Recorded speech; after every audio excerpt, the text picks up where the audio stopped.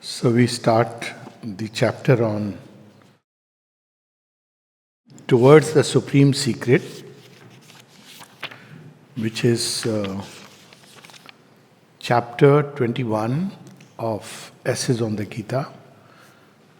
It is part of the chapter 18 of the Gita, which is, as we know, the longest chapter with 72 sloks.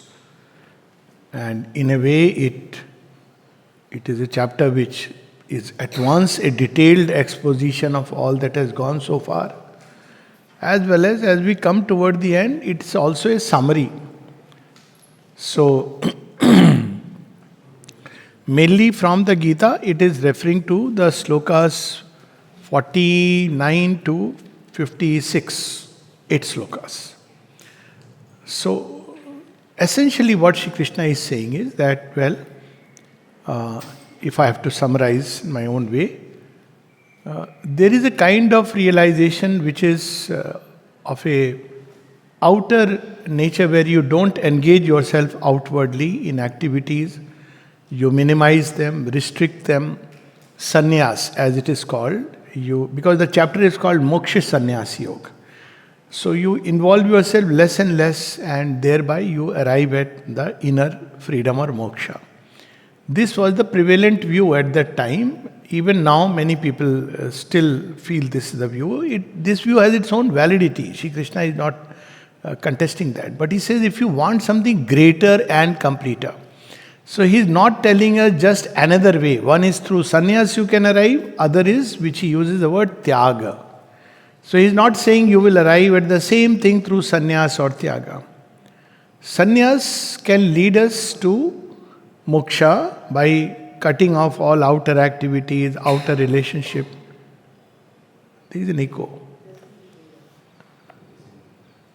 Whereas Tyaga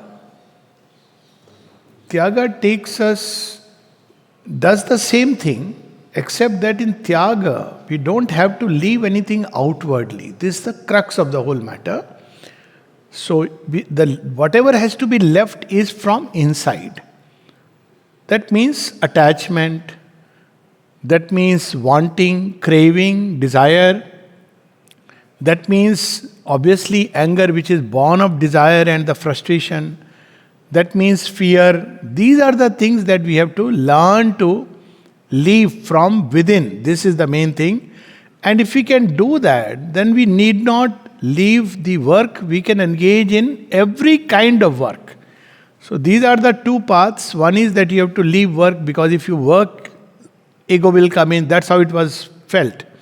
The sense of doership will come in. You are the doer. Then there will be expectation, anger, etc., etc. But the Gita's starting point is that Arjuna is being asked to fight a war. And it's not just an ordinary war. It's a war on which depends the fate of a civilization, fate of a nation, the direction which humanity will take. So it's a very important war which Shri Krishna asks him to fight. And Arjuna has started by saying, I don't want to fight because I'll incur sin. This was the prevalent idea, that if you engage firstly in action, it binds you. And if it's a ghora karma, the kind of action that he is being asked to do, it will lead to not just an ordinary bondage, but to sin. This whole Gita is an answer to that, which is everybody's question, that to find God, do I have to withdraw into a forest? Do I have to leave life? Do I have to leave relationships? Do I have to leave work? Do I have to leave this? So that leaving is still very strongly imprinted upon the human mind. Now Shri Krishna doesn't negate it. He says, yes, by leaving you can find the Akshara, the silent Brahman. You will enter into a state of stillness, a state of inner silence, and you will be liberated from the outer world. Yes. But he goes on to say there is something greater. Now it's not just that two paths will lead you to the same goal, but you will lead to something greater, and that is identification with the supreme personality of the Godhead, Purushottama. So those who renounce the world outwardly, that is sannyasa, they too get freedom, but it is only freedom. There is something more than freedom, and that Shri Krishna is asking Arjuna to take it or leave it. And the whole path is about arriving at something greater than liberation, greater than just freedom, inner freedom. And it is to participate in a divine action in the world, because that's the whole logic and theory which we have been speaking about. So, how to do it? Now, we are at 8 of the main slokas from 49 to 56, where Shri Krishna in a way summarizes the practice part. So, what is that practice? It's called Toward the Supreme Secret. The Supreme Secret is yet a mystery, it will come in the next chapter. So, in the Supreme Secret, is taking us still further, and I'll read on page 527 very beautifully. After sharing so many things, Shri Krishna makes a great and bold statement. On page 526, the last line, it is only the strong and few who can move through freedom to freedom. Now we can understand why the mother insisted on this. That in freedom we make a choice. See, freedom to freedom is that you have a choice and yet you choose consciously the divine. Another is where you are bound by various beliefs, practices, and therefore willy-nilly you are engaged. And then if you make a conscious choice, then there is a whole journey of evolution. Few lines below on page 527 about the Gita, it lays down a firm and sure but very large way of ascent, a great dharma, and then it takes us out beyond all that is laid down, beyond all dharma. Dharma, of course, we know dharma is the we can say the law of life. Now, ordinarily we cut life into 2 pieces. There is dharma, things to be done, and there are things not to be done. So yes, now the Gita says a very wide way of ascent, the great dharma, into infinitely open spaces, divulges to us the hope, lets us into the secret of an absolute perfection. So here it's not just the liberation that the Gita is promising us, but perfection. So liberation is freedom from the lower nature. Perfection is that our human nature becomes one with the divine nature. So there is no difference in the sense that it's the divine who occupies every space. Thought becomes one with the divine who thinks, feels, acts, wills in us. So that's the perfection. Founded in an absolute spiritual liberty, and that secret, Guhyatamam. Guhyatamam is the substance of what it calls its supreme word, that the hidden things, the utmost knowledge. And then it starts stating the message before it takes us to that supreme secret. Supreme secret, I feel like, we should just know where he is leading us. After all the dharmas, he will tell us. He is teaching us the way.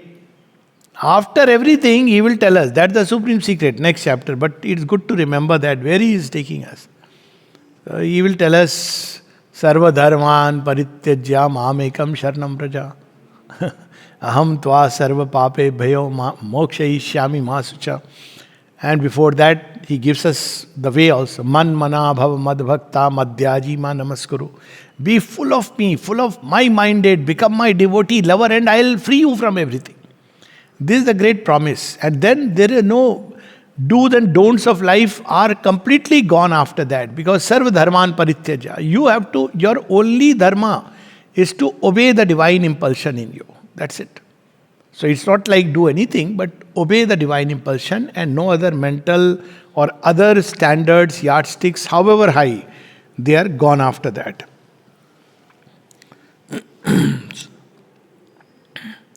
So, and first the Gita restates the body of its message. It summarizes the whole outline and essence in the short space of 15 verses, lines of a brief and concentrated expression and significance that miss nothing of the kernel of the matter, couched in phrases of the most lucid precision and clearness. So, what is the problem? First, it says the problem is of life and action. We all know when we act, we come into the external consciousness. We become as if subject to many of the forces which are operating and acting, and therefore, action has been normally told as that it is a kind of bondage.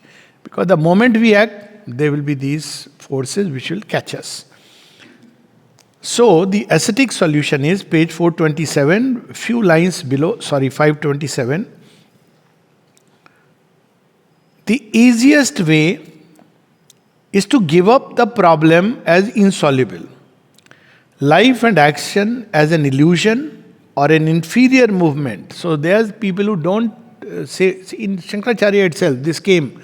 Initially, it's all an illusion, but realizing that you can't live, you have to do things to live life.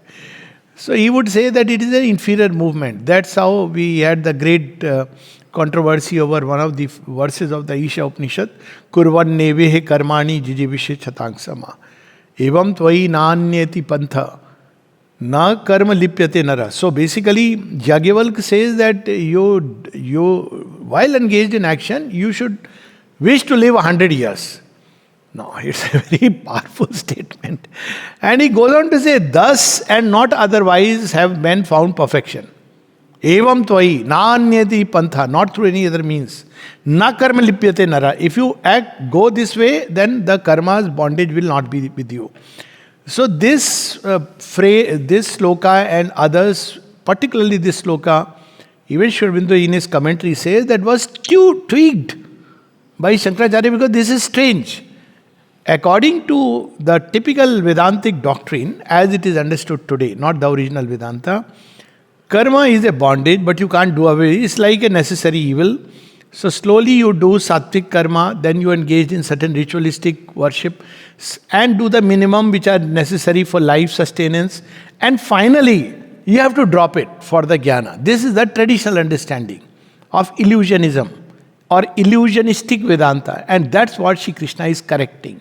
He wants to correct because Arjun naturally says, what if in the war I die? I will not perform those highest things. So Shri Krishna is correcting it. He says that is the easiest way. Life and action is an illusion or an inferior movement of existence to be abandoned as soon as we can rise out of the snare of the world into the truth of spiritual being.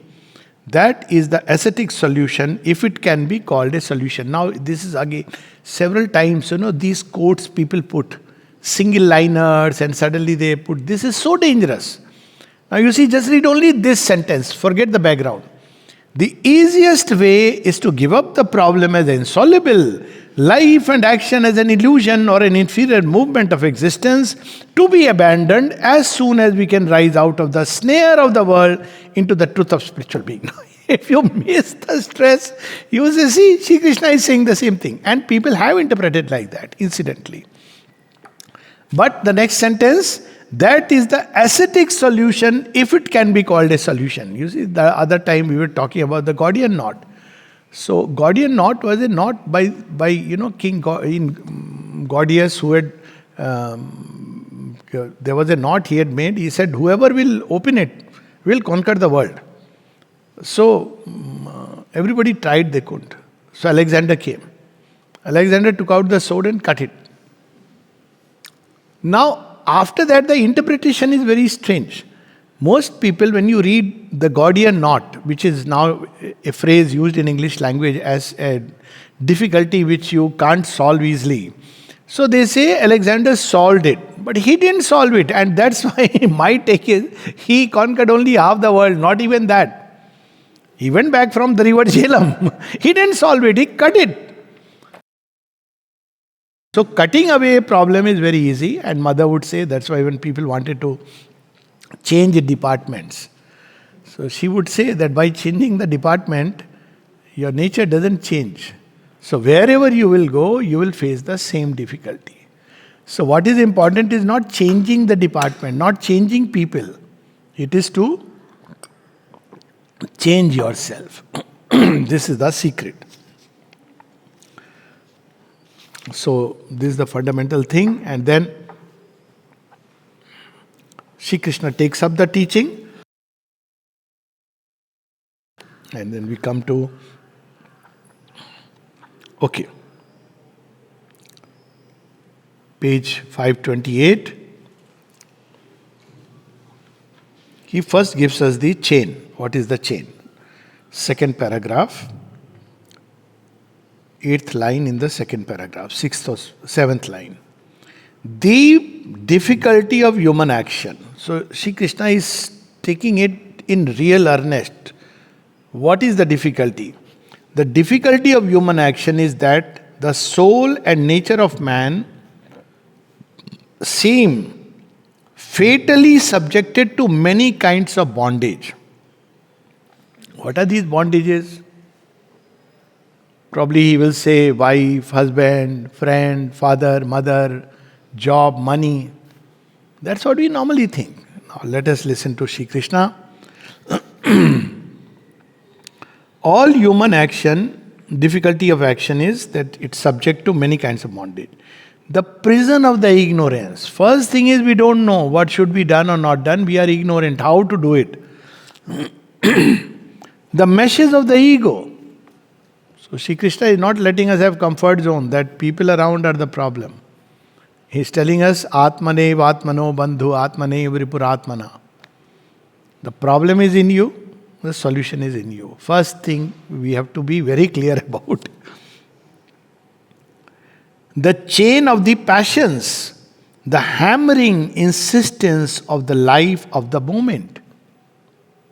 We are just driven by, there are people who have to go. I have seen this and I have found it so surprising. There was a man who was to come to Pondicherry and he was telling me a story. He says, I decided to come. My friend, he wanted to come with, you want to go with family to the divine. So he also thought so. So as he is coming, his friend said, Pondicherry we can go anytime. Anyways, can we spend some time in Hyderabad? He said, yeah, nice places to see. So he saw Hyderabad, they saw. By then, they missed the whole journey because something else came up and he came back. Then it took him several years to come back to that point where he would go again. And this is where he is reminding us that the ego, the chain of the passions, the hammering insistence of the life of the moment. Oh, I must do this. Oh, I must see this. And that's how they miss. An obscure and limited circle without an issue. This is the bondage. The soul shut up in this circle of action has no freedom. No laser or light of self-knowledge to make the discovery of itself and the true value of life and meaning of existence. There are a series of things which, when mother was asked, how should I be? For example, with the family, like especially because you have to realize the divine, what should be my attitude? What should I practice? Mother says in one word, detachment. Then again he says about something else. He says detachment. So the series of answers, he simply uses the word detachment. And of course, this is the inner detachment. You are in life, you are with everybody and everything. And yet an inner detachment. This is one of the first things that, whereas that on the last two lines on the same page, the ascetic renunciation and the way of the Gita are both agreed that it must first of all renounce this absorption. So people often say, Sri Aurobindo says, all life is yoga, I can do anything. This is absurd. Otherwise, then no yoga is required. You can do anything. Anyways, you are doing any which way.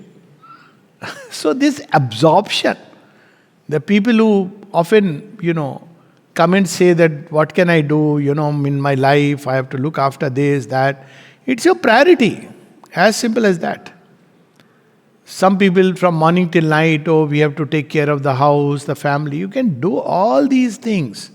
But inwardly, if your priority is the divine, then it makes the world of difference. And that's what he is reminding us.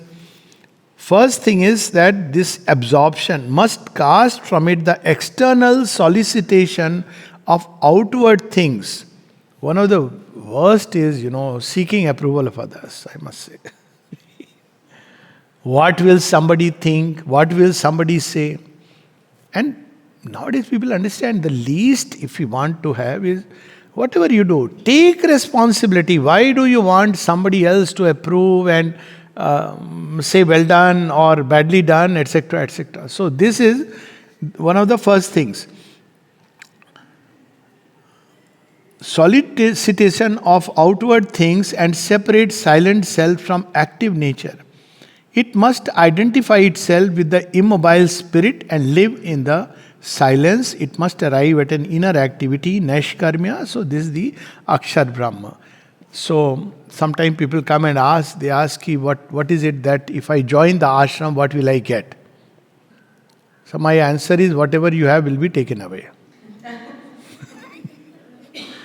What does it mean? I said, you can't claim anything, including wife, husband, children. Are you ready? That's what Mother says, it's a great adventure. If you are not ready, then you are not ready. But yoga is like that. See, what was left with Arjun in the end? Nothing. And he is among the greatest, I must say, not only a devotee, but an instrument inseparable with Sri Krishna. Sri Krishna uses the word as Nar Narayan. He is the inseparable with Sri Krishna. At the end, what is left? As they are climbing, even Draupadi goes, all of them go, but that's the whole thing we have to remember. Now comes that one of the verses there. An understanding without attachment in all things, a soul self-conquered and empty of desire. Man attains by renunciation a supreme perfection of Naishkarmya. So here the Gita and Sannyas seems to be saying the same thing. Empty your desire. Now whether desire will become empty by leaving an object or by leaving the desire is the moot question. Do I need to leave the object, dry up my senses? Should I eat the samosa or not eat the samosa? That is the question. The answer is renounce the desire.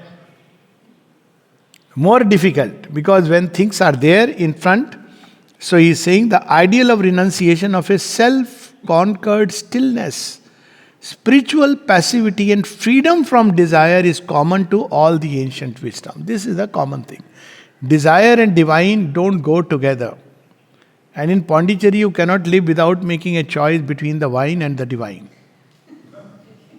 Best quality, both are available. And sometimes very close to each other. You make a choice, up to you.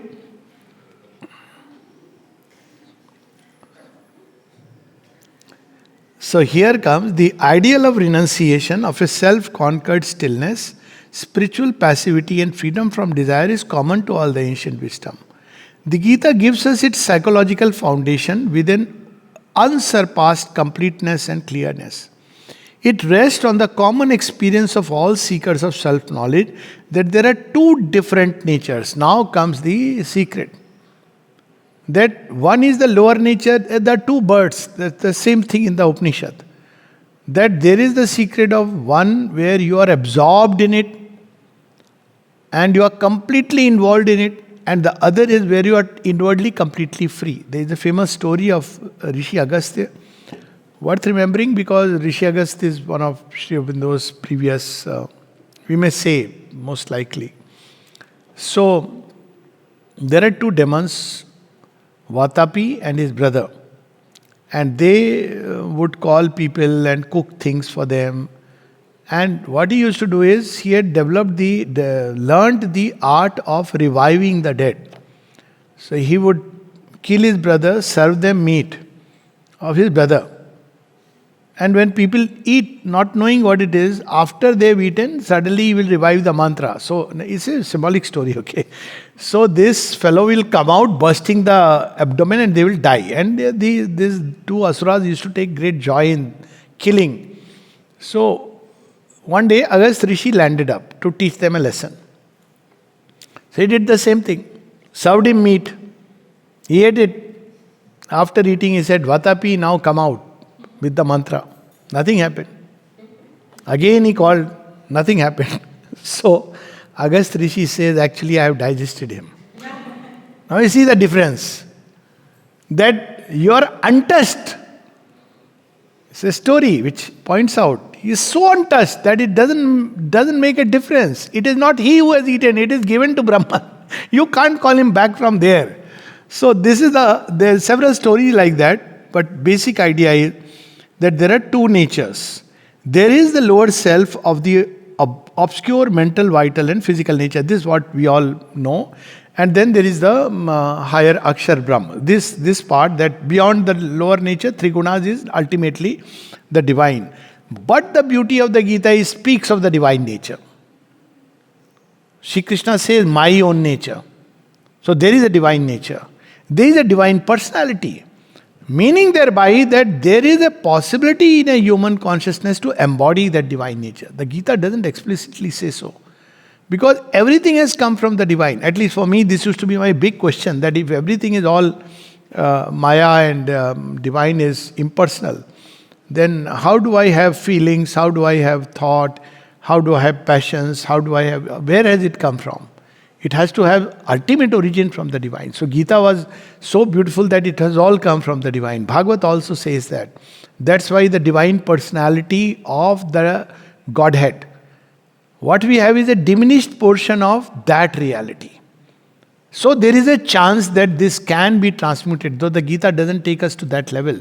It takes us to the door of the highest secret and leaves us there. And there is, few lines below, and there is the higher nature and self of our spiritual being, self-possessed and self-luminous, but in our ordinary mentality, inaccessible to our experience. So the Gita speaks of it, and the Vedas in their origin, when they speak about Diti and Aditi, speak about it. But in between, when we look at the Upanishads and the Vedanta, they don't speak about it. They are like, world is there is the nature and you have to come out. Sankhya speaks of it. All of them cut off. If you are in the world, you are in bondage. But there is a way that you can be in the world but not of the world, which is how Tyaga. But there is something still greater. You can be in the world but as divine is in the world. That's the ultimate, which we see hinted in Isha Upanishad and the Gita and Sri Aurobindo. So, while we are laboring in this, at times we get glimpses of this greater thing within us, but we are not consciously within it.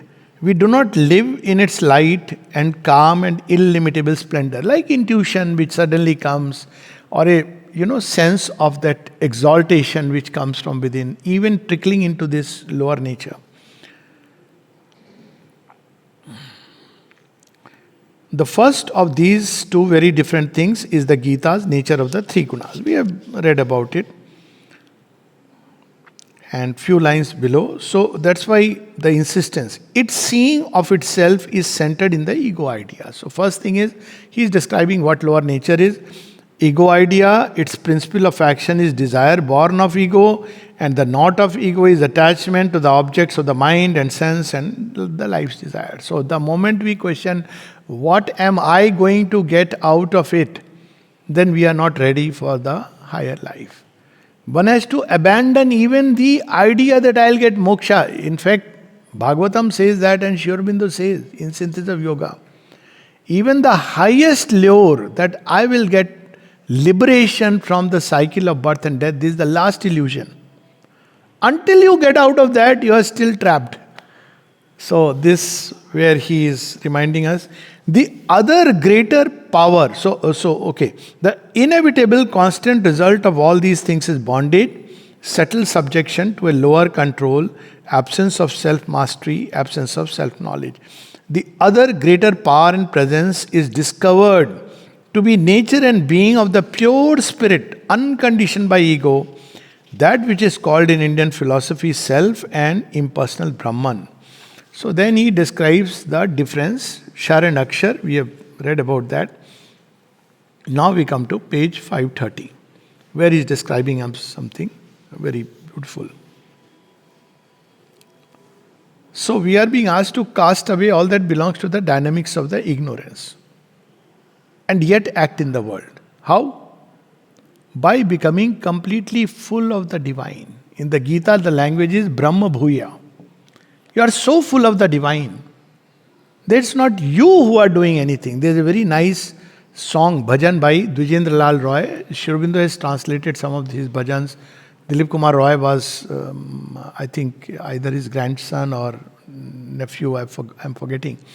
So one of his bhajans is, he says, Sokali Toma Riksha, and then he says, next line, suddenly I realize there are Calcuttans sitting here and they'll catch my Bengali. So I shouldn't, but the other line I remember, so I'll tell the. So the other line is, Tomar kormo, tumi koroma, loke bole koriyami. There's another line. So basically it is like he is so full of mother. He says, you are the doer. And what are you doing? Your work. People think I am the doer and I am doing it. That is the beauty, that is the state. He doesn't use the word Gita, but he is living in that truth, that Brahma Bhuya. When you are so full of the divine, that whatever goes through you is impelled by the divine, because no more that egoistic strain is there. And few lines below, when the para starts, that is what is called becoming Brahman, Brahma Bhuya. Why he is using the word becoming? Being Brahman is that impersonal. Now Brahman is everything. So Brahman has become all this. So there is in Brahman a power which has become all this. How has Brahman become all this? So there he is saying, becoming Brahman, it is to put off the lower mental, vital, physical existence and to put on the pure spiritual being. Now we see how far Gita is taking us to the doorstep of transformation. It's not talking of the transformation of instruments, because that would have gone beyond. But it is reminding us this possibility. This can best be done. Now comes the important sutra. By the intelligence and will, buddhi. So something is given to us as a tool. So the intelligent will in us can have two movements. One is outward and downward. That we are discussing people, the worst kind of thing. Then we are discussing events, then how they are impacting our everyday life. That way. My life of the ego, how it is impacting.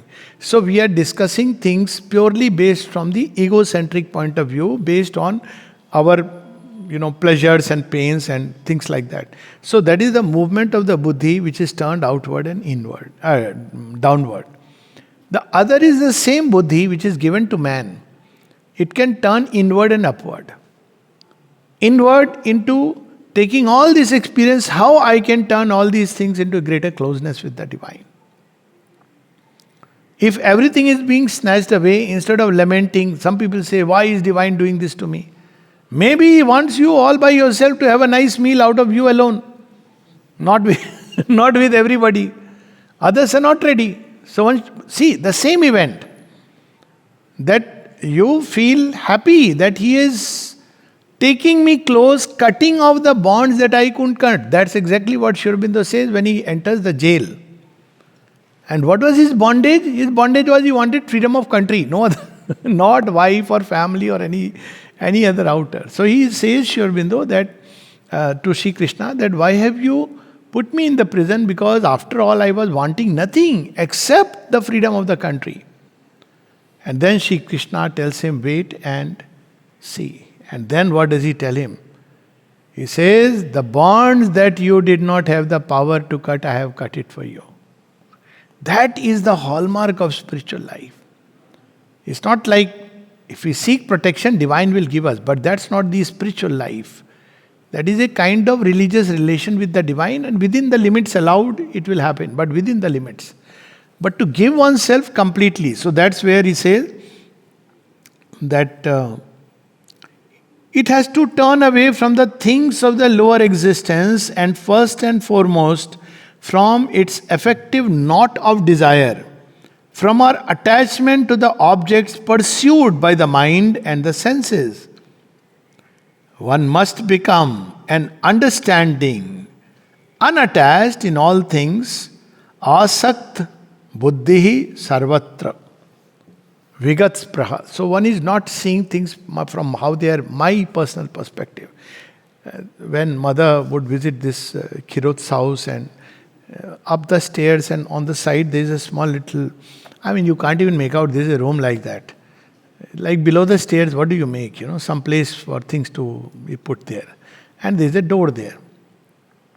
So once mother went there, suddenly Gangadharanji, you must have heard about him. What lovely, 108 names of Sri Aurobindo, and he had supramental experiences. He was a very ordinary boy from nearby, near Pondicherry. Huh? One of the places, villages in Tamil Nadu. And how he came at a very young age, and how he was, his people wanted him back because they were about to file a case on Sri Aurobindo. But he was so moved. And when mother comes, she sees him there because mother is coming, so with folded hand. He says, where are you? So he says, I am staying here, mother. Mother goes inside the room.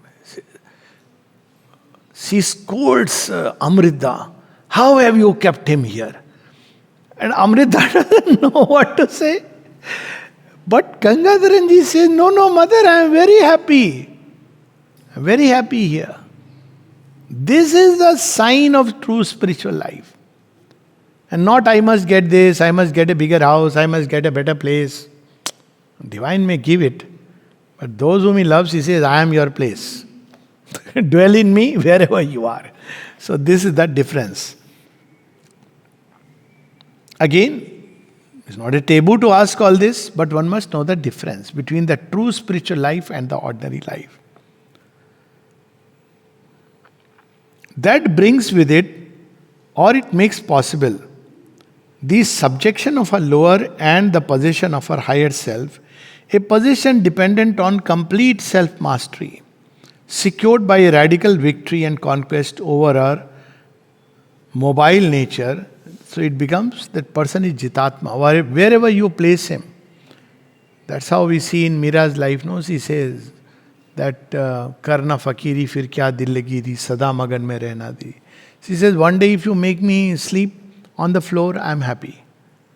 If you let me sleep on a nice Dunlop palang cot, I am happy. She is not like an ascetic saying, no, this I will not sleep, I'll get attached. She says, one day if I don't have anything to braid my hair and they are just flowing because I have nothing to take care of them, I am happy. But if one day I get a bead of pearls which I can put in my hair, I am happy. Because they are both your gift. That's Radha's prayer.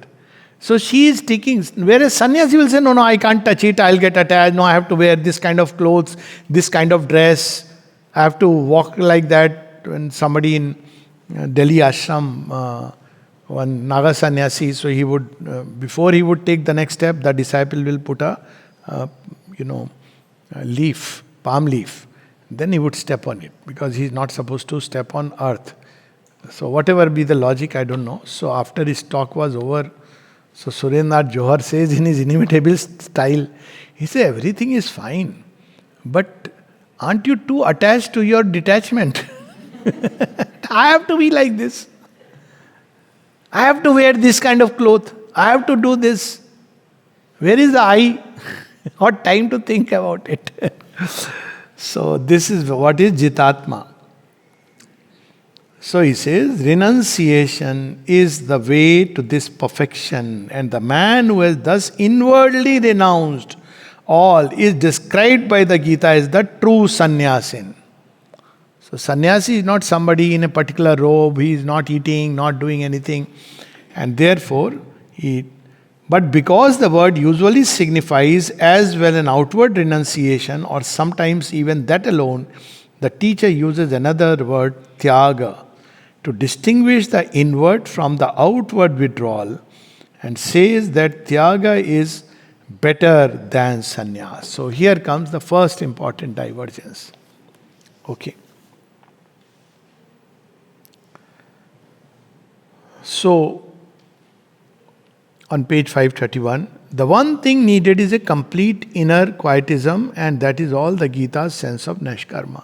So it says not that you are not doing action, nashkarma, but an inner quietude. You are not restless for action. At the same time, you are not attached to action. You are not attached to sitting quietly, you are engaged in action, but with a changed inner state. And why the Gita says this? If we ask why this reservation, if both are same, let Arjun go wherever he wants to. Because this question may come. So he says, if we ask why this reservation, why this indulgence to the dynamic principle when our object is to become the pure self and the pure self is described as inactive, akarta, the answer is that inactivity and divorce of self from nature are not the whole truth of our spiritual release. Now comes the whole meaning of Brahma Bhuya, that the divine is in the world, everywhere, in all things. He is the source, He is the sustainer, He is the preserver, He is the destroyer, He is in everything. So this is only a partial truth. We have to get at the complete truth. So it stresses on equality, first as a basis. Okay. So how do we go about? On the same page, last 12, 15 lines. The impersonal self is silent, we too must be inwardly silent. Impersonal, withdrawn into the spirit. The impersonal self looks on all action as done not by it but by Prakriti. It regards with a pure equality all the working of her qualities, modes and forces. The soul, impersonalized in the self, must similarly regard all our actions as done not by itself but by the qualities of Prakriti. It must be equal in all things, sarvatra. So this is the thing that we react, we are too judgmental, we are all the time looking at the externals, but we have to see these things. Well, this is the nature of lower nature, it's Rajagun, it's that's how it is. And then it gives us still greater secret. Few lines below. We are asked to impose on the intelligence and will the attitude of sacrifice. So what is this sacrifice? Not the external sacrifice. All our action inwardly changed and turned into an offering to the Lord of nature. To the being of whom she is the self-power, saw Prakriti. Now here comes Sri Aurobindo's own lovely, he is not, you will not see Shakti openly being told in the Gita. But Sri Krishna says, my Prakriti, saw Prakriti. So it is the nature of the Lord. Lord also has a nature. So he is reminding us, saw Prakriti, the Supreme Spirit. Even we have eventually to renounce all into his hands, to abandon all personal initiation of action. Sarva Arambha Parityagi, Sarva Sankalpa Sannyasi. These are terms which have come already. So meaning thereby, one is not moved to act by any desire, idealism, etc. Action happens and develops. Of course, hunger is there, you go and eat food. Definitely. But the initiation must come from inside and it should be offered to the divine, not because of the pulls which are all the time pulling us apart. Sarvarambh. To keep our natural selves only as an instrument of his works and his purpose.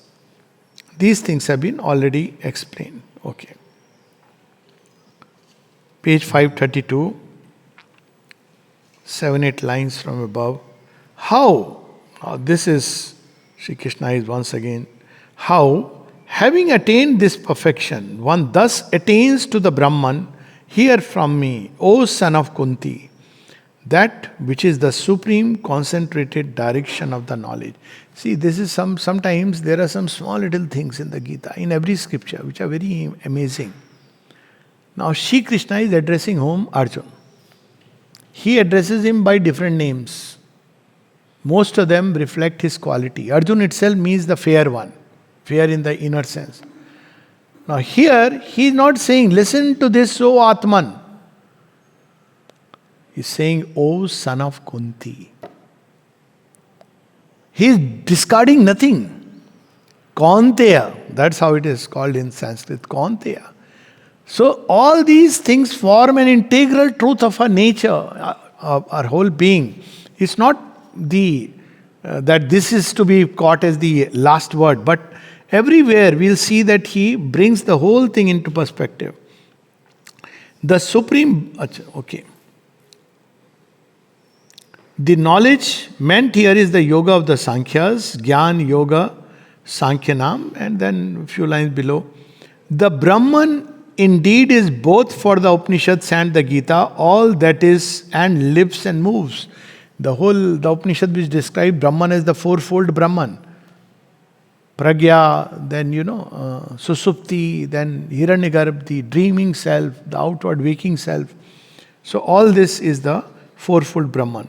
The Supreme Brahman is all that moves or is stable, and his hands and feet and eyes and heads and faces are on every side of us. This is so beautiful, this I remember, this is so lovely that wherever one may be, whatever situation, circumstances, you may be alone, you may be in the middle of the most dangerous situations. But if you can just remember, Mother is with me. It's the ultimate tonic. I've had such experiences, and it's like she's there. What is there? Fear just passes away. Because this is a fact. But we cloud ourselves, that's where ignorance lies, that I don't know. Is she really there? It is written there, but I don't know. Have I realized? All this nonsense will come. And it will spoil the whole thing. So, he is reminding us. What is he reminding us? Few lines below. All this is Brahman, says the Upanishad. Yastu sarvani bhutani atmeva bhut vijanata. Impersonality. So what is impersonality which is spoken about? But still there are two aspects of this all. His immutable eternal self that supports existence, which is what is the Akshara Brahma, and his self of active power that moves abroad in the world movement, the Purushottama. And few lines below he says, impersonality is a denial of limitation and division. So moving Shar, Akshar and the Purushottama. So he says impersonality is a denial of limitation and division, and the cult of impersonality is a natural condition of true being. It means I am free. It's not I am limited by my impersonality. I have taken sannyas. I am sorry. I can't sit on a chair. I can't wear another kind of dress. That's not what impersonality is about. Impersonality is freedom from all the limitations that the ego self has created for us. And if one is really in impersonality, one finds the friend everywhere. One of the things, otherwise, I have come to this place, who are the natives, locals, and people start, they are like this. All this will cease completely. Because everybody is a child of the divine and you will grow. Where you have to fight, you will fight, but not with any hatred or anything. But for only his will. Not that one should fight and start a Gita war. Impersonality is a denial of limitation and division. Division, very important. And the cult of impersonality is a natural condition of true being, an indispensable preliminary of true knowledge, and therefore a first requisite of true action. Look at how Tulsidas describes Lord Rama. It's not for nothing that he is, revered like this. Whom does he embrace and accept? One of the first, if you want to say, not communism as we understand, but the whole gospel of brotherhood and communism is captured in this one sentence. Ganika, Ajamil, Vyad, Gid, Gajad, Khaltare Gana. He says Ganika is a prostitute, if you want to use a modern language. Ajamil, the butcher, the sinner. Vyad, the one who is killing, hunting the birds. Gita, who is those who live on the, scavengers. Vyad, Gita, Gajad, who is the story of the elephant who was caught by. Khal, the dusta, the sinners. Everyone he accepts in his entourage and walks together. That is the supreme image. Even you see what Shiva, when it is described as all kinds of people. And that's what people don't understand. Both Auroville and Ashram represent that totality. If you start purging and say only the good people will stay, at the end you will say that there are not even enough good people because goodness is a mask. After some time you will say nobody will stay. Why? Because nobody is good enough. That cannot be the method. Any opening should be enough. That's all that is required. Whatever else is there. And of course, Sri Aurobindo and the mother would take all kinds of beings and creatures because they have to work on everyone. Whom will they say, this is not mine? No, no, no. He is not mine. Why? Because he doesn't offer flowers to me. That is not the approach. There is, of course, the highest approach, but all are fundamentally, they belong to the divine. So that's what is being reminded to us. All this is Brahman, says the Upanishad. All this is Vasudeva, says the Gita. The Supreme Brahman is all that moves or is stable, both, and his hands and feet are everywhere. It's such a wonderful way to diffuse all quarrels. So if a lady shouts at you, maybe whoever you consider as, your wife or whatever.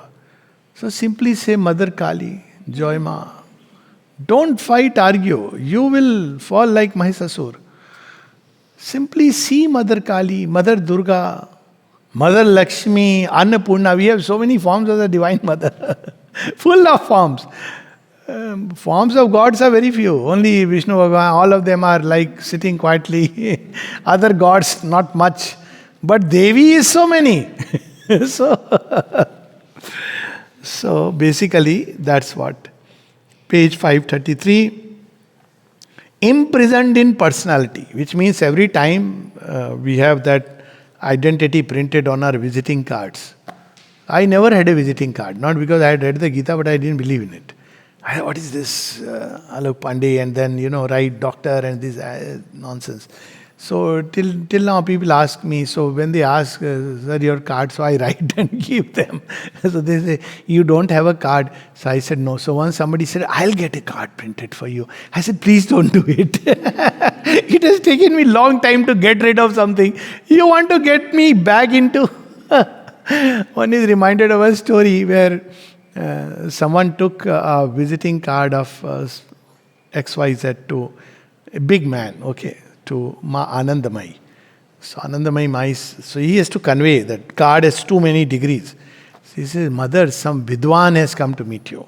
Man full of knowledge. You have so many degrees, no? So Anandamai Ma says, Avidya ki nagri mein Vidwan? This city of ignorance, there is some knowledgeable person who has come to meet me. So all these are simple ways that, we are attached to this limited ego. Impersonality releases us. It's no more that Mr. So-and-so, I am this, and people should... As long as we have that, we may be big in the eyes of the world, but we are basically nothing and nobody in the eyes of the divine. He will deal with us just like with the whole creation from within he is dealing. So this is where the yoga comes. To lose ego, last line on this page, 533, paragraph beginning from there. To lose ego and be this impersonal self, to become the impersonal Brahman in our consciousness is therefore the first movement of this yoga. So as long as we are still holding on to our personality, to our identity cards, to our degree, to our, whatever it be, we are not really ready even to step into the yoga. And all the great teachers have said this.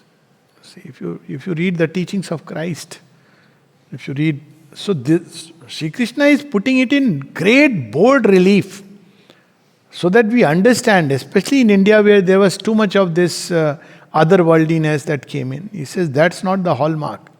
Because then you have another identity. Param Pujya Mahamana Sannyasi Ji 100. And worst is if you write 108 bar Sri. That means you are not well known enough. Why all this is required? When somebody asked about Sri Aurobindo, we want to put an honorific before your name. Other than Sri, like Sri is honorific, so we want to put things like Maharishi, Mahayogi. Then Sri Aurobindo had to reply, Sri is not an honorific, it is part of the name. It is his inner name. And he says, let me remain pure and simple Sri Aurobindo. You don't see anything. Mahayogi, Maharishi, because each of this is a limitation. Each of them, because what the divine put in honorific and goes, I am the divine. He says instead, I am everything. I am in everyone. I am everywhere. So we'll stop here and next week. I'm just relishing, because now comes the main juice. So we'll go step by step slowly. Okay. Chema.